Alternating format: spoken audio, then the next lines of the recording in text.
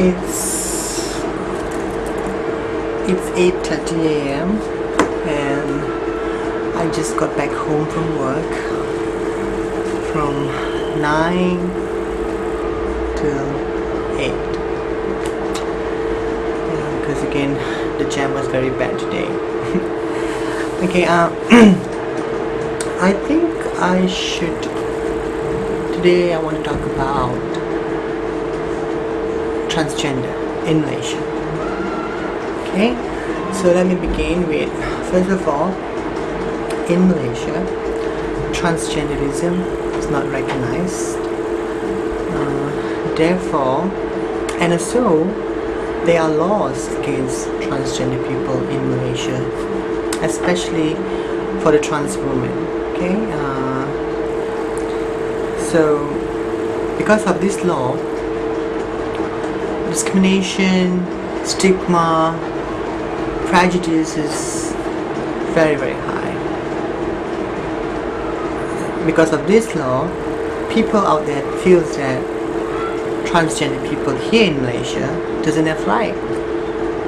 So, for example, if there's a trans woman who goes to make a report, if she's been either being raped or been molested by someone else, the next thing the officer would say to her is that, why are you dressing like this? Why are you being like this? So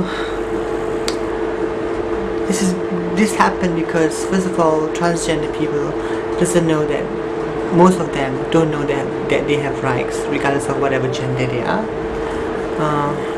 Second of all, again, the law. Okay, because of this law, people out there, especially the society, feels that they can do harm to us because we are so-called criminals in their mindset. And again, this imposed to especially to the media, because if you notice in the media, they often portray transgender people as either sex workers or deviants. So what happened is, the society watch it and they feel and think that it's real. So because of that kind of that kind of message that the media is bringing towards the society out there in regards of the transgender people, in reality, in life, it affects us. Because of this stigma and discrimination in Malaysia, so most transgenderism are forced, to do sex work, because I can have the qualification, I can have PhD, diploma, whatever, but if I were to go for an interview based on the qualification of a trans woman, yeah, she's qualified, but again, because of who she is, she's not.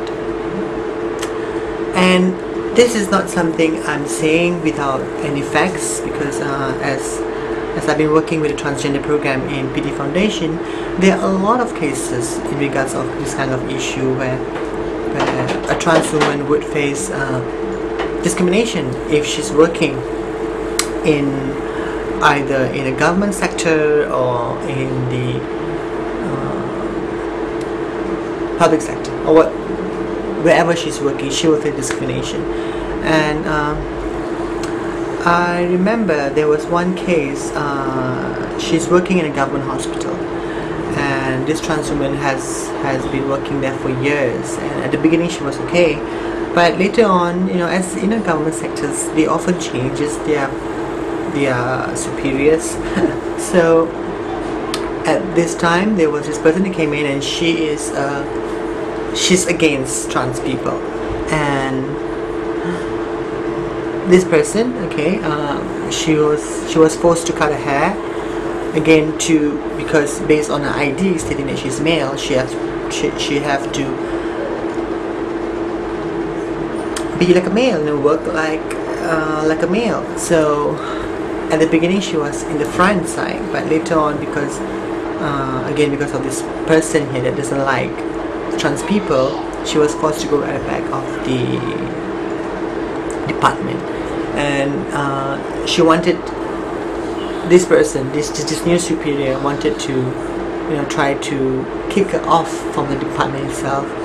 And at the end, this person, this trans woman, couldn't take the pressure, this and that, so she left the job, and now she is working in a pub in KL. And I think this could lead to other issues.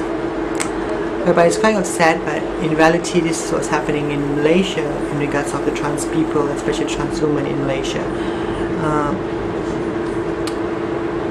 Because of, first of all, transgenderism is a taboo thing to be spoken here in Malaysia, and even though scientifically and biologically it's proven that transgender people exist, but here in Malaysia it's not accepted yet. And seriously, I do not know why.